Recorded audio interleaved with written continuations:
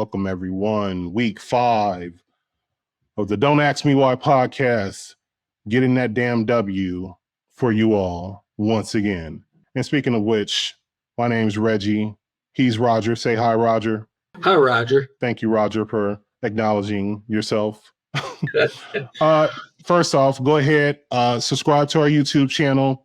Follow us on IG at the Don't Ask Me Why podcast. We'll slap that on the screen. It's also in the description of this YouTube broadcast. So you'll find our YouTube, of course, because you're there, along with our IG, our Spotify, and then our Twitter, which is at Don't Ask Me Why Pod. And like I said, with Spotify, I know a lot of folks consume the podcast in different ways. Go to Spotify, go to Google Podcasts. We're on all major podcast platforms. So make sure you're tuning in on those mediums as well. Raj, how are you doing? How was your week, man? How did everything go? Listen, aside from football, let me just say that at the beginning of the podcast last week, I said both of us actually acknowledged at the beginning that we're feeling great. We're feeling awesome, physically, otherwise. And if it's possible, I'm feeling even better tonight than I did last week. Wow. And I'm starting to wonder if I'm not somehow emulating. You remember the movie called The Curious Case of Benjamin Button? Brad Pitt was in it, Kate Blanchett. Taraji P. The whole premise was that they were getting to an advanced age, and all of a sudden they started reversing the age process and started, living younger and going the other way. Now, that's how I feel right now. I feel like I might be reversing things and headed back the other way. At which point everybody is in trouble. Oh, wow. Roger Button. Well, that's good. That's good. I too feel great. Not exactly feeling like I'm aging in reverse, but I do feel good. And one of the things that also makes me feel good, and I'm sure yourself, is these picks, man. I mean, we've been on fire. So we're going to look at these picks. I mean, look, we win a combined 4 of 6 again, which brings our overall record to 8-4. And I know it's early. That's a pretty damn good clip. Wouldn't you say, Raj? Yeah, I do. But let's reiterate to everybody watching, listening, that this is 8-4 against the spread. Mm-hmm. We're not just picking winners of games. There are a lot of folks that can do that pretty successfully. But when you're dealing with point spreads and you go 8-4 against the spread, that, even though 66% is really good and we'd be happy with that moving forward, we want to move the needle up at least somewhat and see where we are at the end of the year. I'd like to get, to 70%. I've seen your picks for this week. I know what mine are. And I think that we're kind of in a good position this week to bump the needle up. I definitely agree. So I feel good. I saw your picks as well. Hey, we're going to keep that momentum going. But let's go ahead and kick things off. So this week or this previous week, some exciting football, no doubt, never fails. But one of the things that we're starting to see is a lot of teams had early injuries. Now certain teams are getting back healthy. And so I think one of the bigger names that's supposedly coming back, we're not sure, but Cooper Kupp, will he be back in week 5? And if so, what would be the impact on the Rams? What would be the impact for Puka Nacua and his targets? So what do you think, Raj? I think it's all positive for the Rams, all positive. I'm not worried about the rookie. The rookie is already on pace to be, rookie of the year or whatever, but it never hurts a team and or a quarterback or a receiver who's kind of been operating on his own and doing the bulk of the work. It never hurts anybody on that team, on the offense, to have a great receiver like Cooper Kupp come back into the mix. So I think it's a win-win, and frankly might even give you a little bit of a glimpse into what one of my picks is going to be this week. No, we agree on this front. It's a positive impact. on offense overall. Does it take away from Nacua's production or lessens the amount of targets for Kupp because, Stafford has this shiny new toy? I think that's more of a fantasy implication than in a real world on the field, impact. So overall, it should benefit them in the long run in a very competitive NFC West. So they're really going to need all the pieces and all the weapons that they can have at their disposal because there's really not a weak link, and that includes Arizona in the NFC West. Yeah. So I know Derrick Henry had his first 100-yard game last week. I wasn't fully aware that he was dealing with a turf toe, but it looks like he's back to form. And if he's back to form, he's going to grind the game. He's going to control the clock. And that's just going to benefit the Titans. And hopefully that'll open up things for Hopkins and getting Tannehill opened up in the passing game. What do you think? I agree 100%. I mean, I've always been impressed by how he can dominate the running game and dominate the cadence of a game, dominate the way a game is flowing. Like you get into a second half situation, like third quarter, whatever, and the opposing defense has been on the field a lot in the first half. Even if the game is close, you start handing it off to Travis Henry. He's like a battering ram. He's just going to eventually wear them down to where they take control. If he becomes the focal point of the offense, I don't think that Tannehill is that big of an issue one way or the other. Don't turn the ball over. So don't turn the ball over. That's it. Don't turn the ball over. Don't throw over. interceptions. Hand it off 20 to 25 times a game to this man and watch your team just explode with success. So it's worked for a while. They're always a tough team to play, yet they always kind of manage to be around 9-7, 9-6 prior to the extra game, 8-8. But nonetheless, they're always a feared opponent, especially if they make it into the playoffs. And their defense is stout too, Reggie. Absolutely. Their defense is stout. So Tennessee doesn't need to score a whole lot with that defense to be, and their coach is pretty solid. That's a tough one to figure out. Absolutely. That whole division, that's hard to figure out. Some good teams in there. I agree.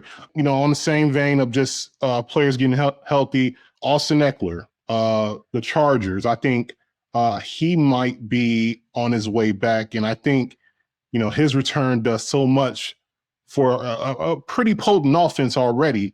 And again, going back to the running game and how that controls time of possession and keeping that defense fresh.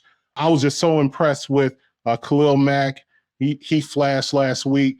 Bosa, I know he's been dealing with injuries, but unlike the NFC West, I think the AFC West is really up for grabs, and I think it's winnable for the Bolts. So what are your thoughts on the Chargers? I do too.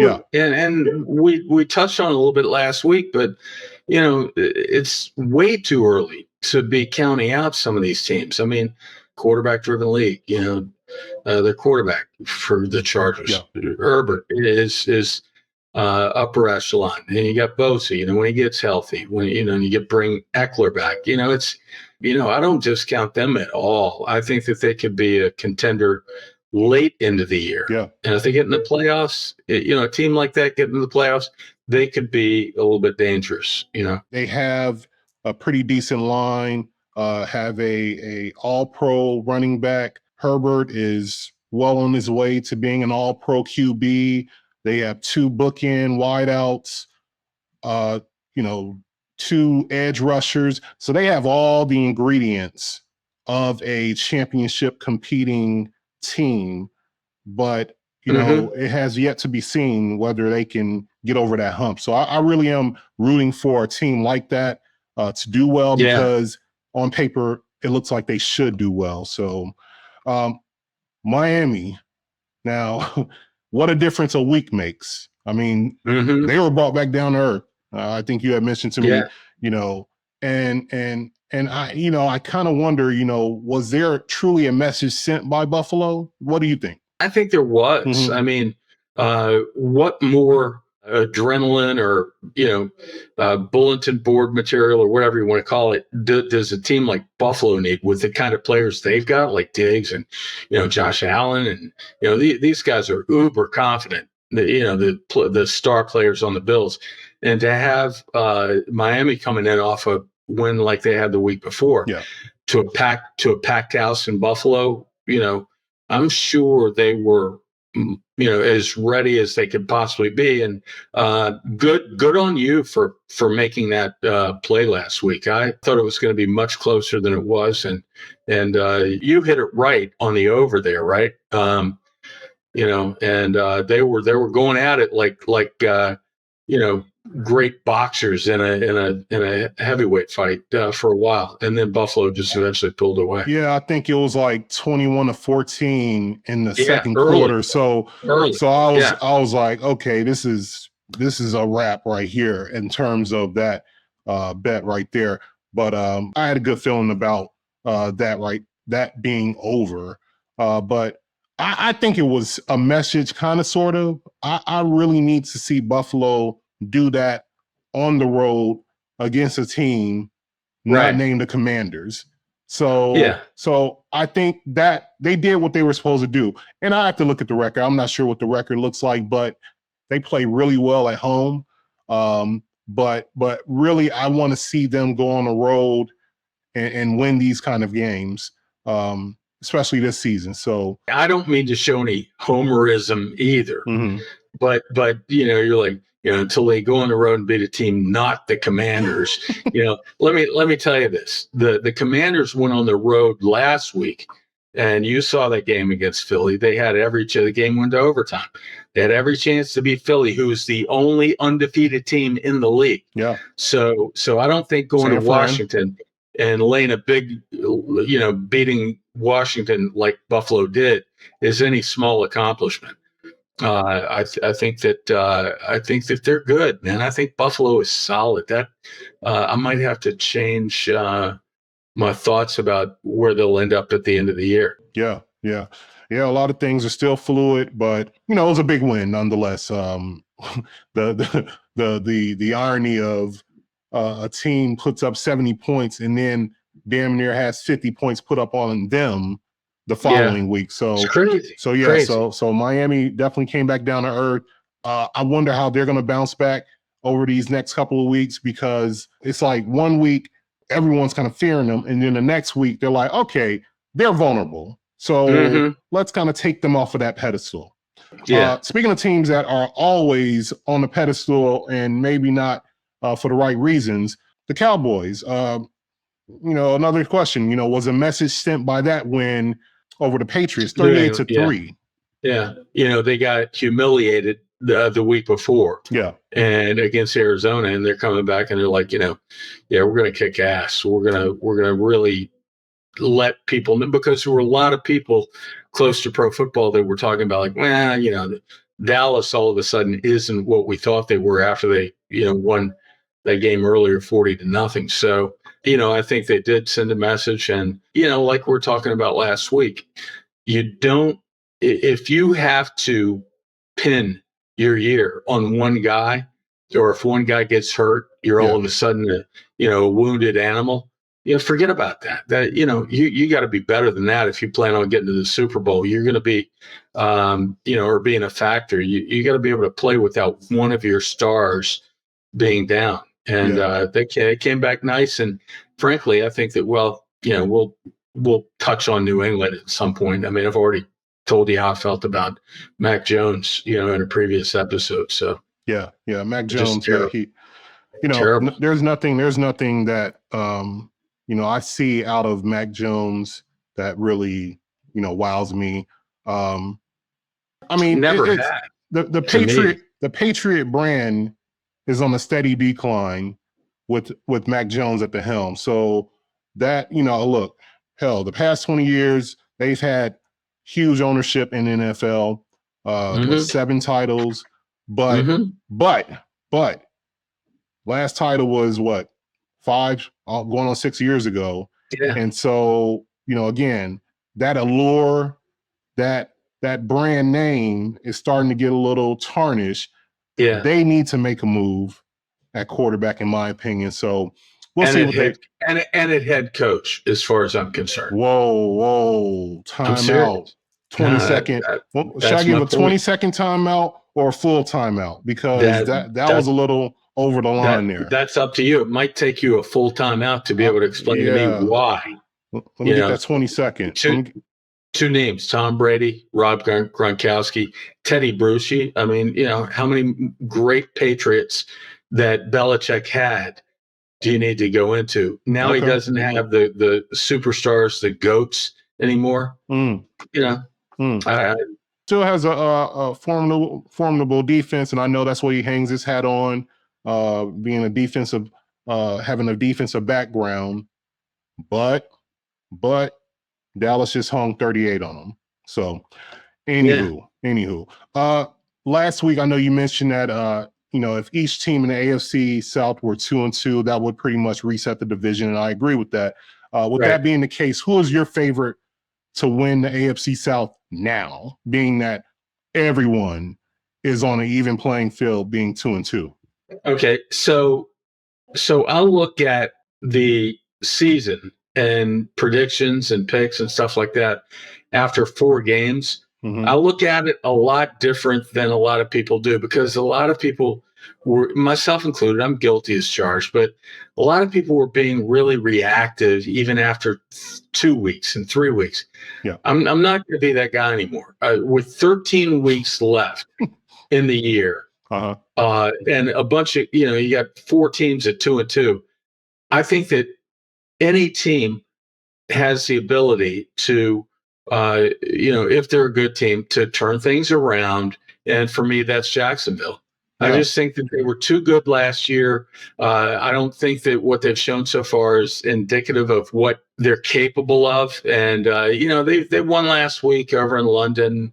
They're playing there again this week. I'll look for them to just keep getting incrementally better. It's a little bit slower coming than I thought, but I think that they'll get better. So I'll take them. Well, that's going to be an immediate test, because, again, a team that we just spoke on, the Buffalo Bills, are going to host Jacksonville in London, however that works. Yeah. They're the away team, go figure.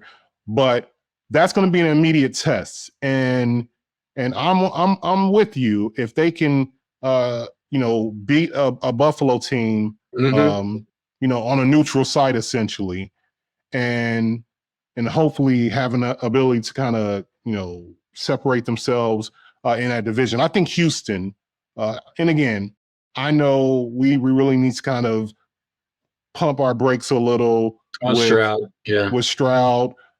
I think he's really showing that, hey, GM, scouts, I was the number 1 pick. I should have been that guy. And so I love what they're doing. Like I said last week, I love what the coach is doing, and bringing that same tenacity and that philosophy defensively for the squad. And what I'm seeing in the defense, offensive side, what I'm seeing in the defense is, with each victory, the more confident they're becoming. Sure. And so I think that's a scary thing for a young team where no one is expecting them to do anything in a division that's fairly, not so tough. I think really Houston can compete and potentially win that division. So I'm excited to see that division and Jacksonville and seeing them head to head again. And I think didn't we just disregard Tennessee there when we left them out of the mix? It's parity. That's parity. Parity, absolutely. So we left out the Colts, and they had a tough game last week, and so again, going back to resetting the division, it's a clean slate. So best of luck to all 4 of them. But they all have reason for optimism. All 4 of them do. All their fans should be excited about the rest of the year. Absolutely. It's a new season. Absolutely. let's roll into some of our tasty matchups. The tasty matchups. All right, so it's a few games, not so much divisional, a few or maybe one that we have our eye on, but the Dallas and San Fran, that's essentially game of the week right there. Dallas is a big brand. I think their brand is bigger than the actual play on the field. Style over substance. Yeah. Absolutely. And then you have San Fran, who, has always been historically a big brand, but not as promoted as a Dallas, but they are just the definition of dominance in all phases of the game. Offense, defense, special teams. So I really see this not being too close. I'm not sure what the spread is. I think it's maybe 4 or 5 or something like that. I'm not sure. I love San Francisco. I love San Francisco as well in that. Yeah, absolutely. Baltimore, Pittsburgh. So we get our divisional matchup. Yeah. I personally think, Baltimore goes in and makes quick work of Pittsburgh, in my opinion. I think Pittsburgh is wounded.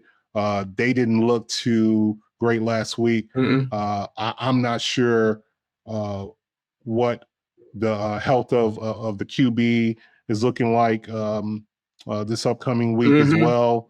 So I have my doubts about Pittsburgh. The defense is always going to be formidable, but I think Baltimore might be clicking a little.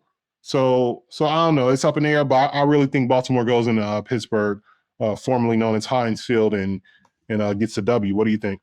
I disagree. And the reason that I disagree is after Pickett. That's what I meant. Pickett. After Pittsburgh, came up against an early must-win game against Cleveland. I think it was week 2. I pointed to after a bad loss in week 1, after they got humiliated. I said, Mike Tomlin has got 16 or 17 years in a row of having a winning record. They're playing at home.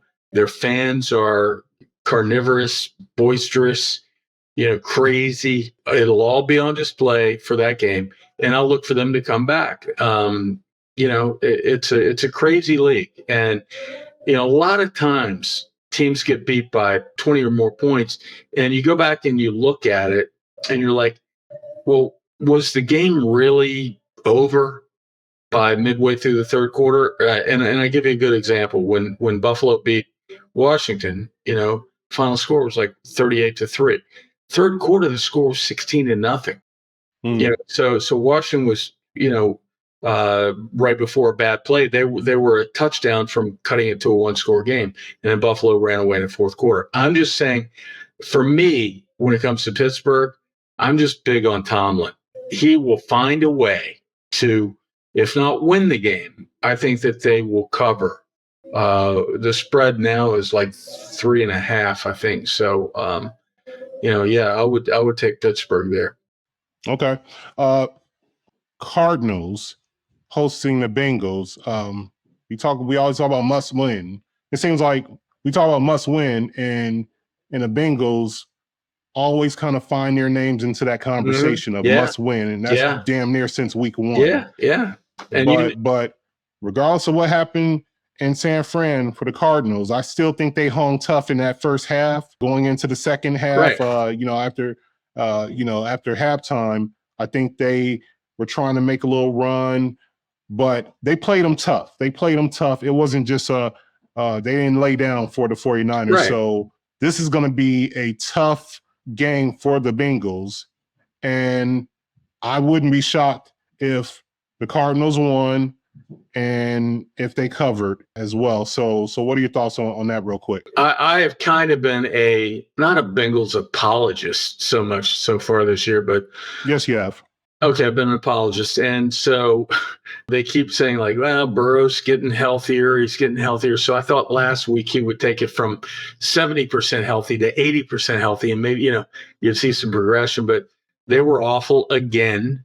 But again, they're only a game back of second place in their division. They're 2 games back of first, but there are 13 games left to go. And I'll continue to maintain that they have too much talent with Burrow, Mixon, Chase, and others to flounder for very much longer. I think that they're going to have a breakout game pretty soon, and I think it might be this week. They're not one of my 3 picks, but I keep looking for them to break out, and I know they will soon. I agree. I think this is a winnable game for them. They should win it, and they win this, and they're back on track. Yeah. So we'll see. We'll see. Eagles at Rams. A lot of people are like, yeah, but I think it's tasty.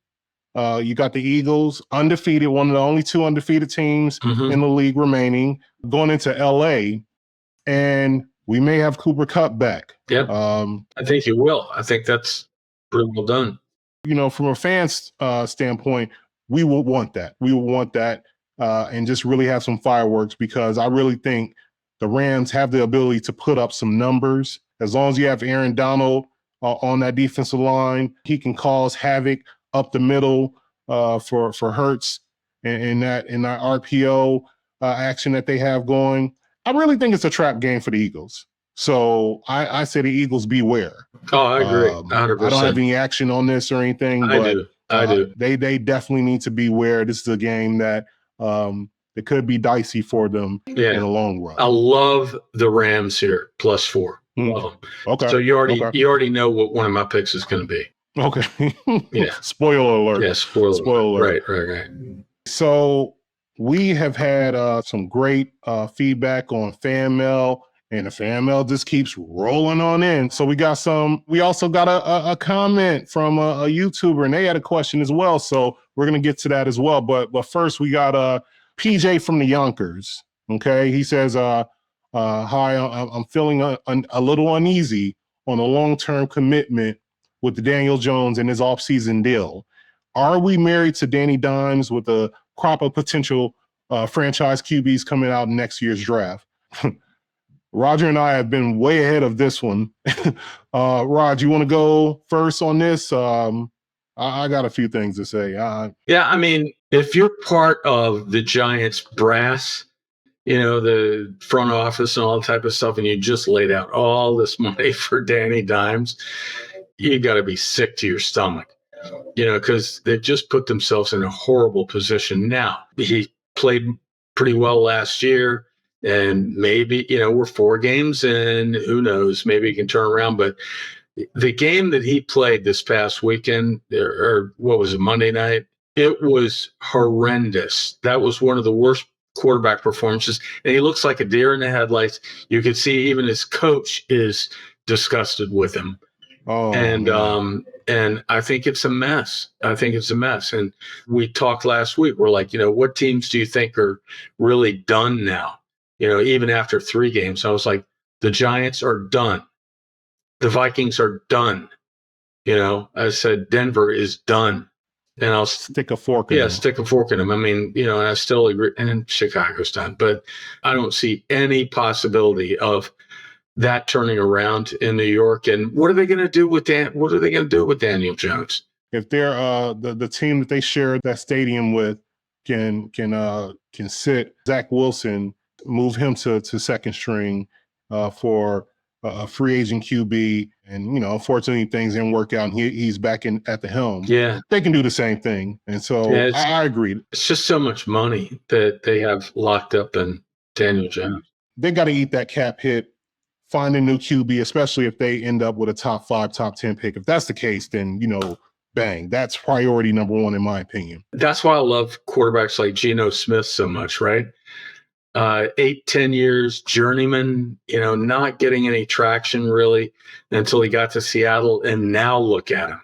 Yep. You know, he's one of my favorite quarterbacks in the league right now. Love him. And it's not so much just on Daniel Jones, it's Daboll safe. You know, he won Coach of the Year with a 9-7-1 record last season. Yeah. And coaches have been replaced for less. You know, Marty Schottenheimer fired after a 14-2 season back in 06, 07. Lovie Smith, his last season with the Bears, he was 10-6. We didn't make it to the playoffs, but he was canned. Right. So Coach of the year, 9-7-1. That really doesn't match. And really the way this season's starting and just the disarray and like you said, the interaction that we saw on Monday night when Dayball was in Daniel Jones' face and Daniel Jones just kind of looked past him and just kept walking. Mm-hmm. You know, that's just turmoil and drama just built up. And I'm sure the New York media is just eating it up. Yeah. And real quick, and then Saquon, unrestricted free agent next year, injury riddled thus far in his career. We're past that trope of running backs being expendable after a few years. It's now reality. So I think he's gone. Giants are facing Miami and Buffalo these upcoming 2 weeks. So, season's over, start to rebuild. That's a shame when you have to do it after 4 weeks. Wow. I know. Stick several forks in them. Yeah. So anyways, so our guy, Freddie Boras, he dropped us a note, a comment, and had a question. And he's one of our loyal listeners as well. So he said, "Hey fellas, truly enjoy the show. Quick question. What is your opinion on the tush push play that is being used more because of Philly's success? Is it good for football? Just curious on what you think. You can take it. I have a few comments on this." Number one, I feel like it will be gotten rid of after this year. That's just my opinion. I got multiple things to say on this. Number two, these owners get together at the owners' meetings every year, and they have this, they have this fascination that every year we have to go there and vote on new rules. We have to come up with new rules. You got the greatest game in the United States, popularity-wise anyway. And somehow they always seem like they need to change things. Let's eliminate kickoffs. Let's, make quarterbacks untouchable, all this type of thing.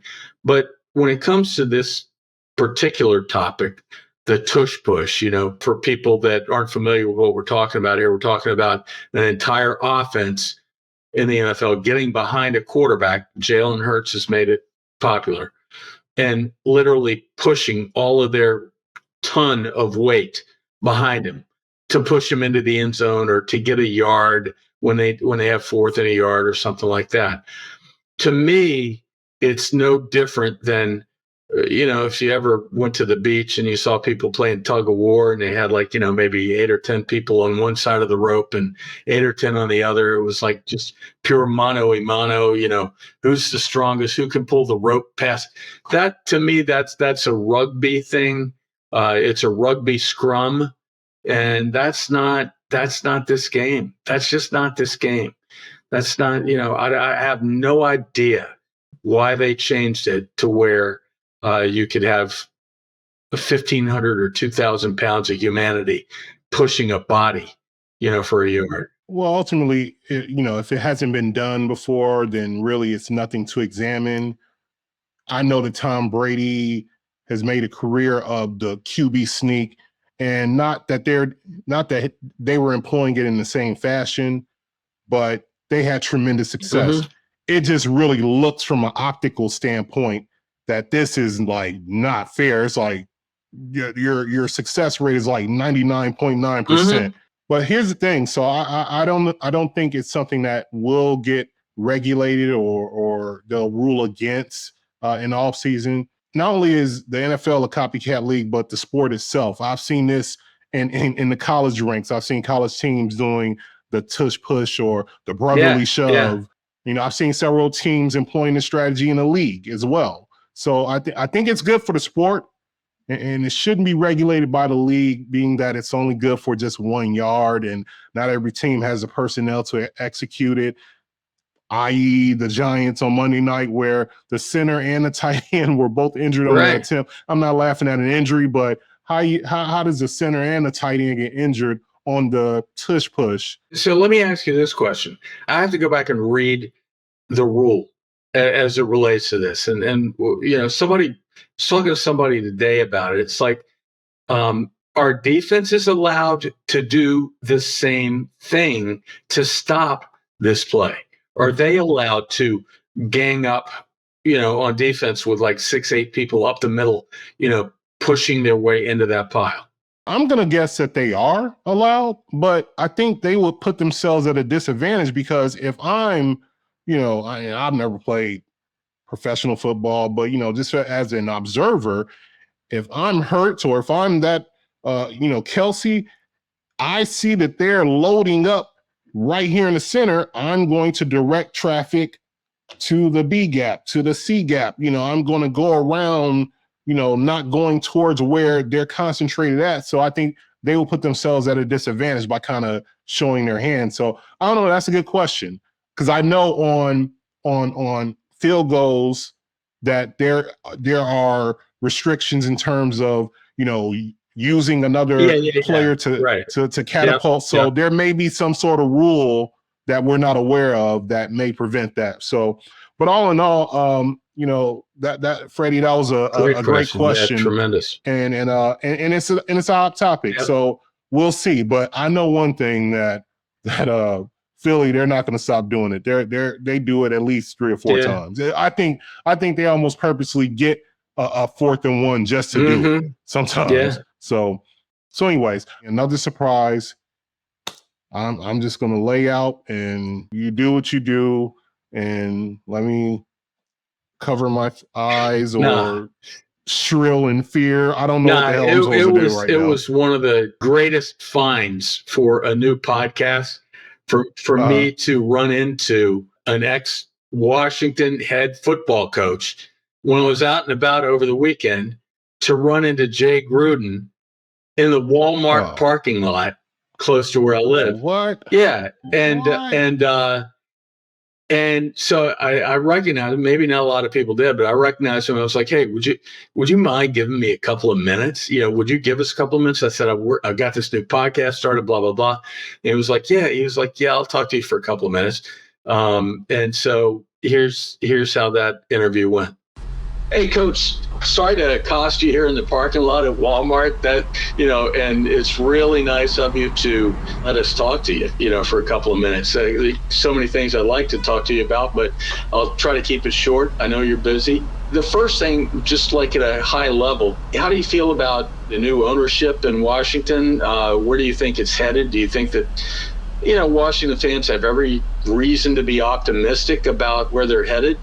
Well, first of all, Rome wasn't built in a year, right? So I think it took probably 3-4 months, but, I think they've got good building blocks. I like some of the players they've got, some of the leaders. I like the kid McLaurin on the offense. He's good in the locker room from what I hear. And you got the on defense, I really like the kid Jonathan Allen. Again, it's going to take a lot of time to turn around 20 or 25 years of ownership under Daniel Snyder. It's just a bad time, so many bad decisions during that course of time. So it's not going to turn around that quick, but, I think fans have every reason to be optimistic. So, Coach, during that Snyder reign, what do you think some of the worst moves, worst decisions, et cetera, are some of the worst things that happened during that time? To me, the worst decision was when they fired me, I was there for 5 years. I don't know if you remember, but I was coach of back then it was the Redskins, and I was there for 5 years, and we were really consistent. We were, let me see, we had 35 wins. You do the math on that. That's like 7 wins a year. So, that's consistency, and, I never got a good answer from ownership as to why they, let me go. But, it was their team. They can do whatever the hell they want, even back then, we didn't have the players. We didn't do a good job of drafting players. I'll never forget, we had this kid we drafted, in a late round. He was a running back out of Valdosta State. I didn't even know Valdosta was a state. But he had some physical talent. And we thought we could coach him up. Never forget in training camp, we're trying to teach the kid one of our staple plays back then was, 43 Petunia jet sweep right, and the kid went left every time. We'd run it 10 times. He'd go left every time. We even wrote left and right on the back of his hand, and he still couldn't get it. Learning left and right is kind of one of those things. So I'm sure he's doing good, and I wish him well, Coach, didn't mean to bother you here in the parking lot of the Walmart, but appreciate the couple of minutes that you were able to spend. Hey, no problem.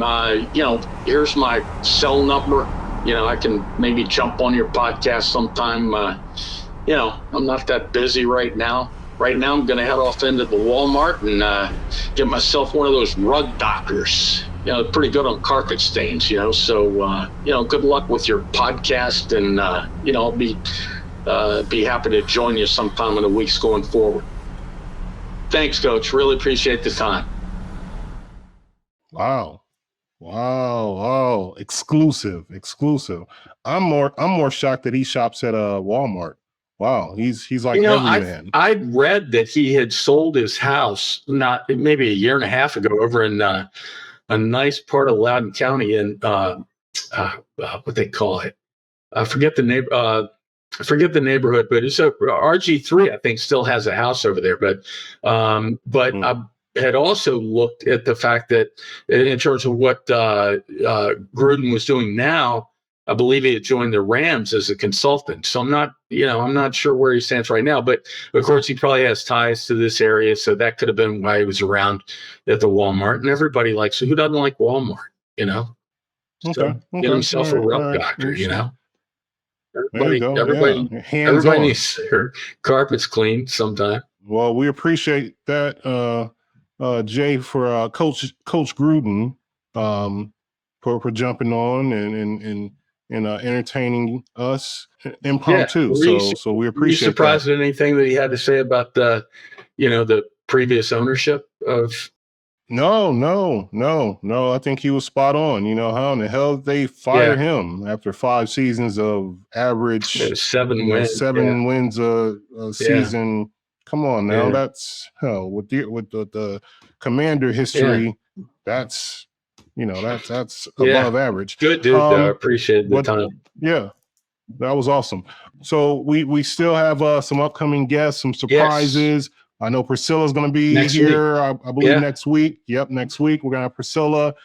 Chris is going to pop in probably the week after. We're still working that out. And we do have some other surprises as well. Like you said, a former NFL player, actually. To our listeners, viewers, whatever, you never know who people know. So if any of you guys have ties to any, former players, coaches, et cetera, that most of our consumers of the podcast would know who they are, let us know. Goodness gracious, we'd love to have any good guests that you can bring to the table. We'd appreciate that. So no, it's time for our picks for week 5. Like I said, we got the hot hands. We got the hot hands trying to get you that damn W. So I'm going to go ahead and lead off with my picks, Reggie's picks this week. So first, I'm going with the Texans. I went with the Texans last week. I'm going to roll with them again. I got Texans -2 over the Falcons. I think the Falcons are a wounded bird, no pun intended. The sentiment on Ritter in Atlanta is pretty much, when can we get Heineke in to hopefully salvage this season?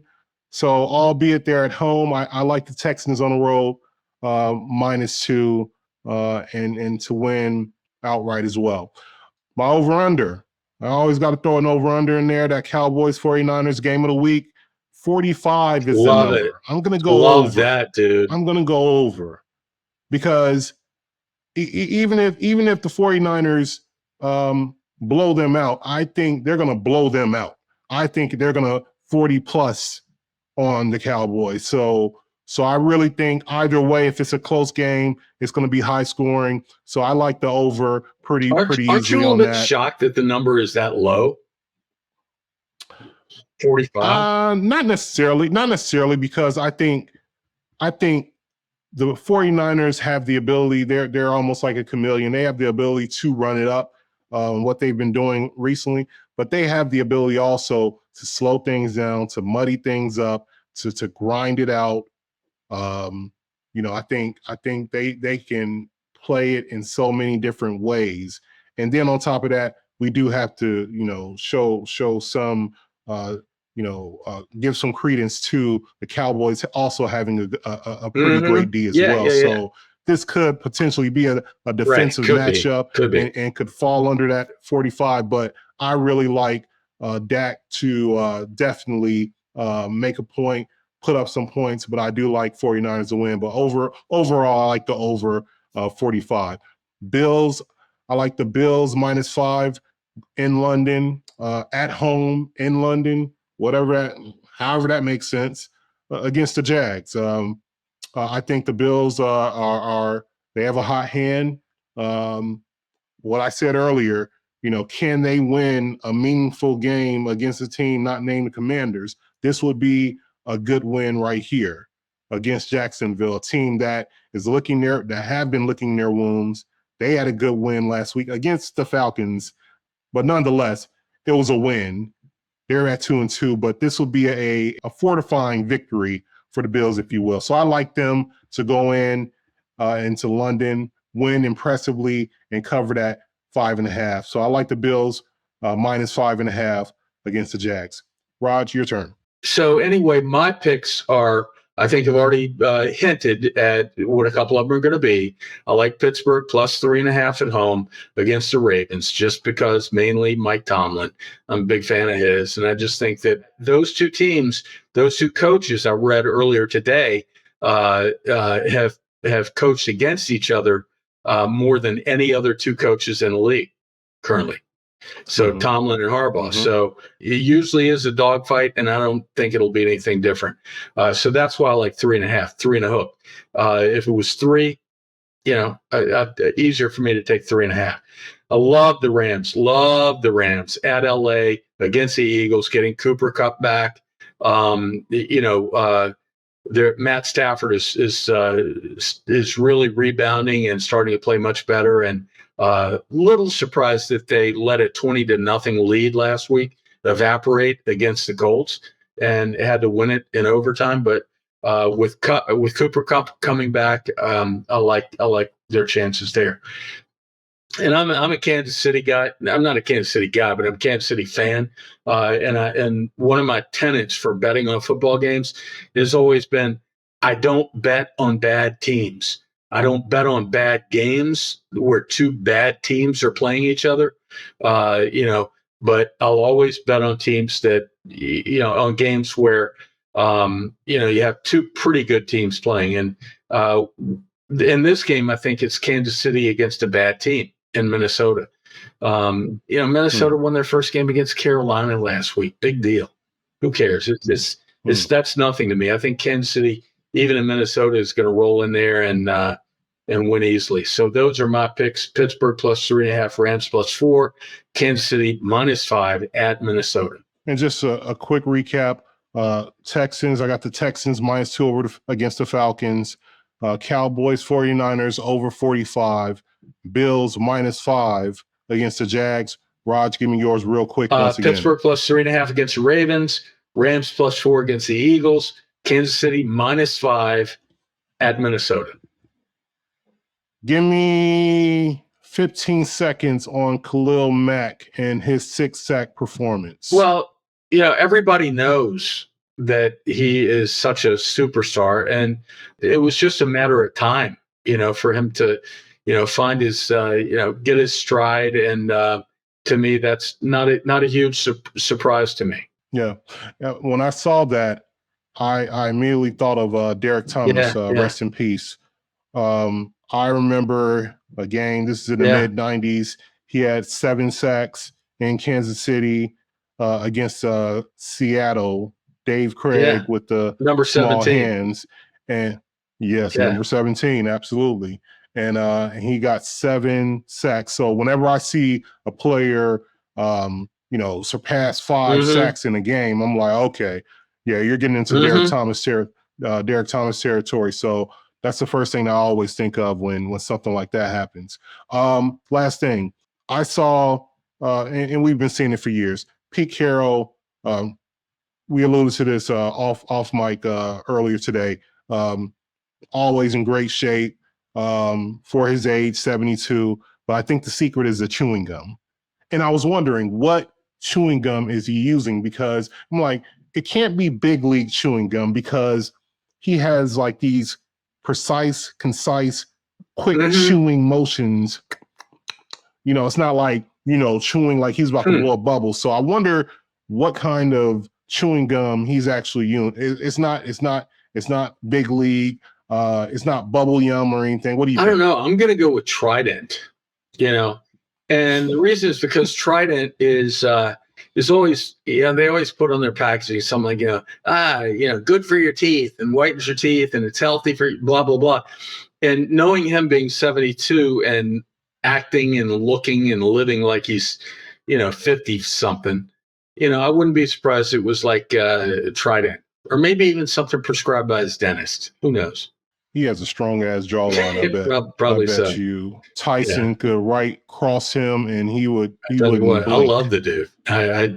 Pete Carroll is an idol. Yeah. I think he's fantastic. Yeah. He's the man. He's the man. So, but that concludes another week, ladies and gentlemen. Thank you again for tuning in.